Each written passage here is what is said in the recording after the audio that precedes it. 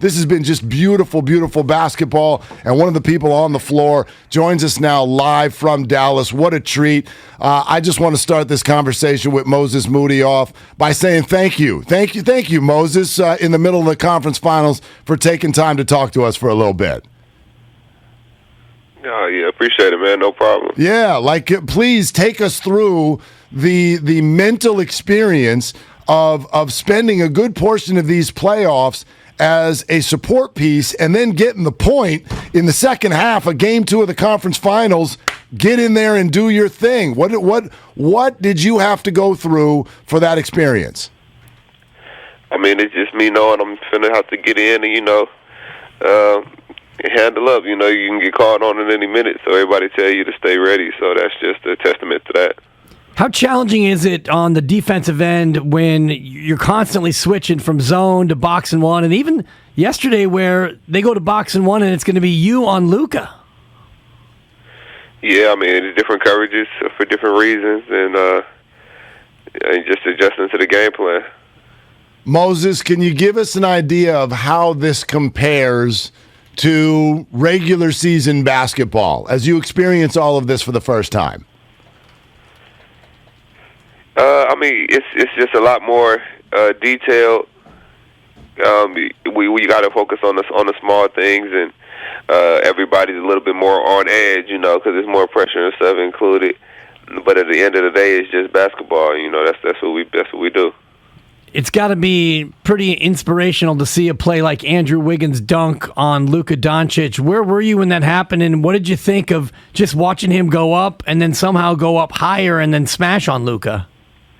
Yeah, it was because I was on the bench when that happened, and he went up, and sometimes he does this two hands. He does this go up and then get the contact and then try to finish. So that's kind of what I thought he was going to do, but then when he started going up, he just kept going. Moses Moody is with us in Dallas. By the way, give us a quick lay of the land of the day. I imagine there's some sort of practice with the team, but you guys also want to rest up. What's the plan for the whole team today? Yeah, we got practice early, so we'll go in there. I'll probably get up and down a little bit, and then I got some family in town, so that would be cool for me to be able to go see them. I'm from Arkansas, not too far from here. So and then other than that, just resting up for the game. So now you'll get up and down just to try to get a little bit more wind in? Is that to kind of make up for the fact that you're not playing 30 minutes a night? Yeah, just getting out there, getting up and down a little bit, getting the sweat going. Moses, I think it's so interesting. You look at a team like Dallas that shoots a lot of three-pointers, and obviously that's a big part of your game as well. We watch you guys in warm-ups, and you could sit there with no one in front of you and make 8 out of 10 without any issue. You get into a game, and even when your ball movement creates a wide-open shot, when there's either tired legs, the emotion of the moment, a screaming crowd, take me inside the art of an actual Western Conference Finals in-game three-point attempt, because we're watching everybody struggle a little bit to a certain degree based on percentages. How is it different? What are the difficulties? I mean, I feel like from the three-point line, I feel like it's not too much different than a regular game because it's a split-second decision.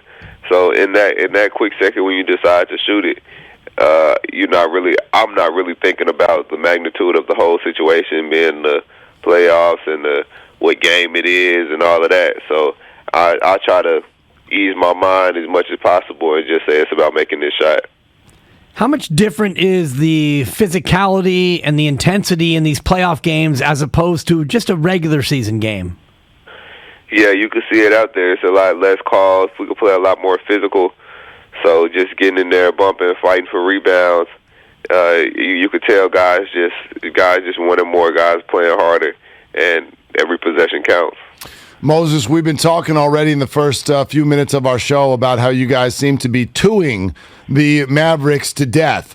How much of the game plan going into this series, how much discussion was there about maybe fewer threes? They're struggling on interior defense. You guys want to attack the rim. I haven't really heard too much of that. Really, we Golden State, so live by it, die by it, kind of. But we gonna figure out a way to win, and I feel like that's one of the best traits that we have. So if the three is not falling, that we are capable and will get to the hole. But I mean, the identity of the team is what it is. How much internal conversation has there been from Steph, Clay, Dre, Andre Iguodala, the veterans, to you youngsters about exactly what this playoff journey is all about? Is it a lot of verbal instruction, or is it more just them showing you and you kind of learning as you go into a deep playoff run? I feel like as a young guy, you can kind of learn as much as you want to, depending on how much you pay attention, how much you listen. If you don't want to, then you can kind of block it all off and just stay to yourself and do it that way. But I feel like the more you're open to criticism, the more you pay attention to other guys, and they might not be talking to you, but talking to somebody else about something that might benefit you. So just being open and diligent and willing to learn. Moses Moody is with us on Willard and Dibbs, 95.7 The Game, live from Dallas after the Game 3 victory last night. Moses, we know how this story goes. When you're up 3-0, you win the series. It's never happened. Even the Mavericks last night sounded defeated after the game. So with champions in your locker room like your leaders, what is said after that game? What tools will you guys use to not sort of relax tomorrow night? I mean, I don't even think it has to be addressed. I mean, we've played. We haven't. I mean, we've all been in the playoffs to this point, and we know how hard those closeout games are. We actually lost the last two, the first closeout game at least.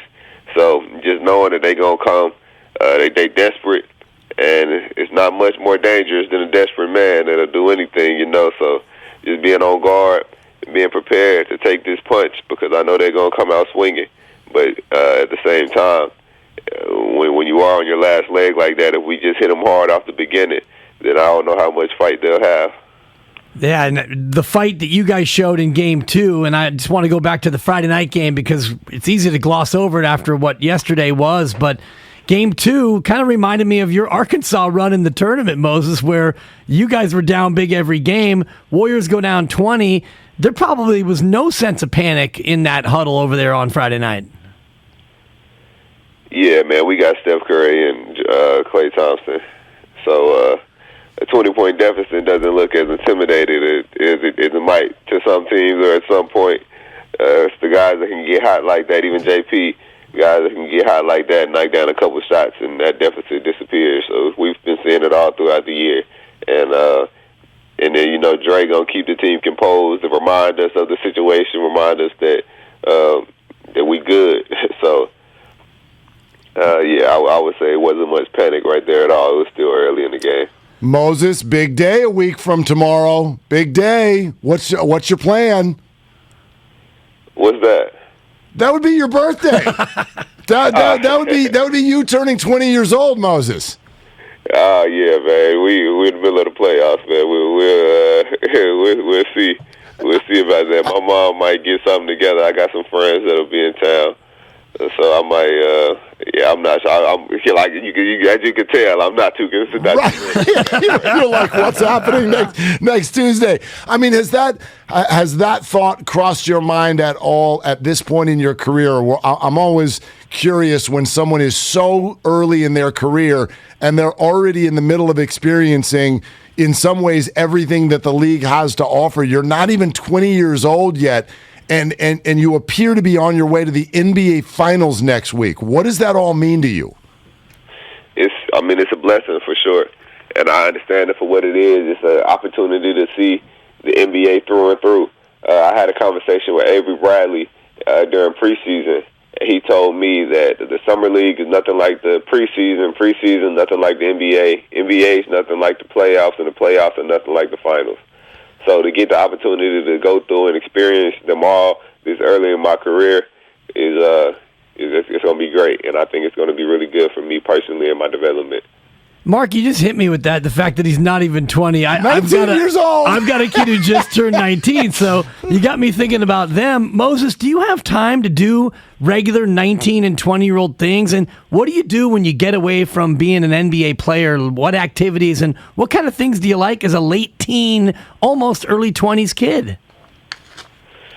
Honestly, I don't get much time to do much 19-year-old things. I mean, I guess you probably could if you wanted to, but I'm still in the phase to where, fresh out of college, kind of went for a year during COVID year.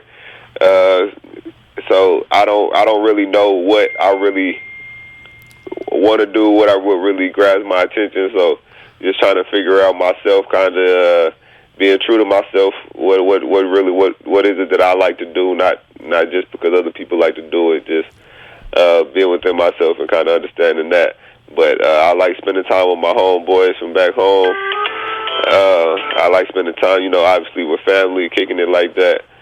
But other than that, growing up, I was always in the gym for fun. So. I mean, growing up and blowing up also. Like let's Nice. let you go get those text messages that are flying in right now. We know you got meetings coming up too as well. So Moses, as we said off the jump, thank you so much in the middle of the conference finals for hopping on here. No problem. All right, there he is, Moses Moody. Moses Moody. 19. Seriously, let it play, 19 years Spadoni. old. Come on, man.